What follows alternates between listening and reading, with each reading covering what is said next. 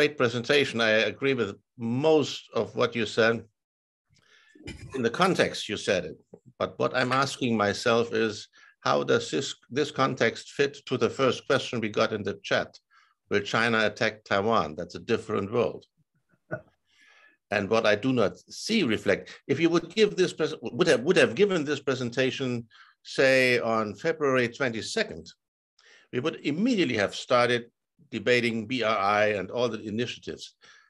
But don't you think that February 24th changed the world much more radically than reflected in your approach? What I see in your approach is a very substantial description of the history of regionalism and of different concepts of how to run the world in the second decade of the 21st century.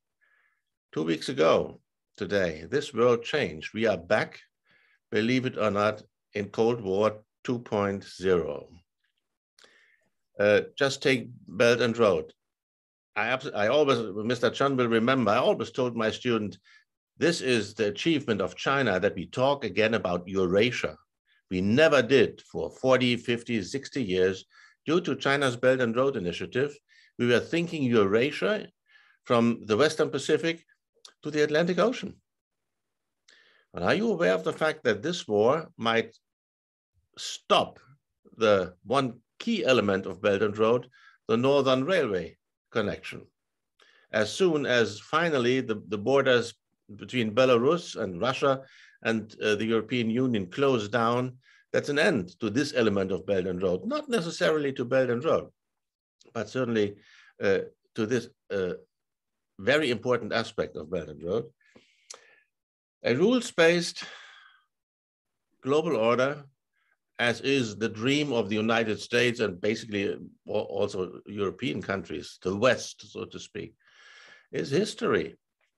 Rules were broken militarily 2 weeks ago.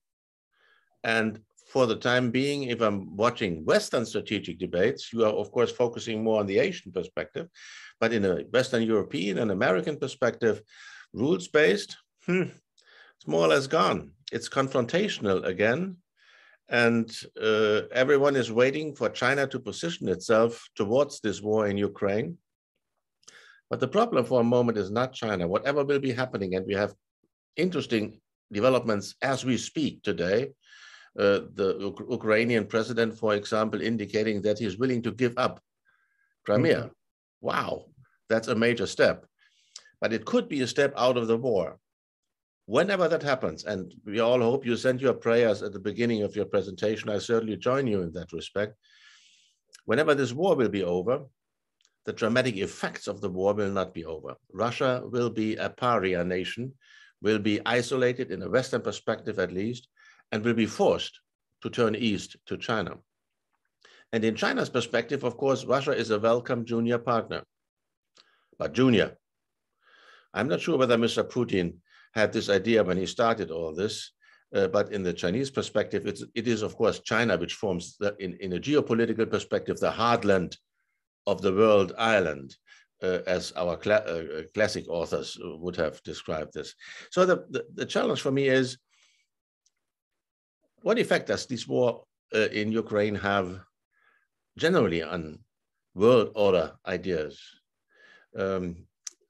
We have a German author who once wrote a book entitled The World Without Order. That is a typically transatlantic misreading of the world, because it says only our order is a good order. Only the rules-based order is something we can accept. And as you demonstrated, there are other ideas, not only Chinese ideas, also from middle powers, but for the time being, power politics, including the threat with nuclear weapons, is back on stage in international relations.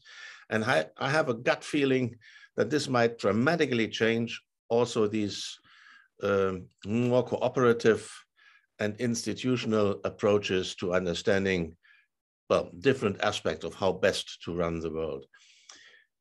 And if I may, Mr. Chen, I would certainly like to give my personal answer to this question we already have in the chat. Will China attack Taiwan?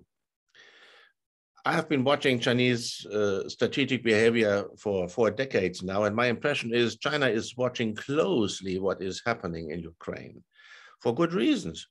which brings me to a very relaxed and hopeful aspect for the Taiwan issue. China can see on a daily basis what people's support for an army can do to even much bigger and better weaponed army. And the big thing is, of course, that the Taiwanese army obviously is one of the best armies in South and East Asia. So in a Chinese perspective, you can see that this is not easy, militarily speaking. It is an island. It is highly professional in its military capacities. It has the Taiwan Relations Act support of the United States, which Ukraine has not from NATO. So for the time being, I would argue people in Taiwan can never be sure, but that is a situation existing since 1949. But for the time being, I do not expect any major irritation in the Taiwan Strait, except for coincidence by clashes which could happen anytime. That is a continuous risk. But in a systematic perspective, I would say China will be absolutely busy in reorganizing its global strategy based on the fact that China will be the only major power supporting Russia in the future. That's quite obvious, while Russia will be the pariah of nations in a Western perspective. And that also changes, of course, approaches to cooperative behavior in international relations. In Germany, you see a 180-degree U-turn of our government in terms of military, security, and relations to Russia. We had our present president, when he was foreign minister, thought in terms of modernization partnership with Russia. That is gone, and it will be gone for years to come. That is the dramatic change which is taking right now. And I'm not sure how you would build this catastrophe in international relations into your system of approaches towards regional cooperation, Steve. I'll leave it at that, and I'm certainly expecting questions from the audience. Thank you, Mr. Chung.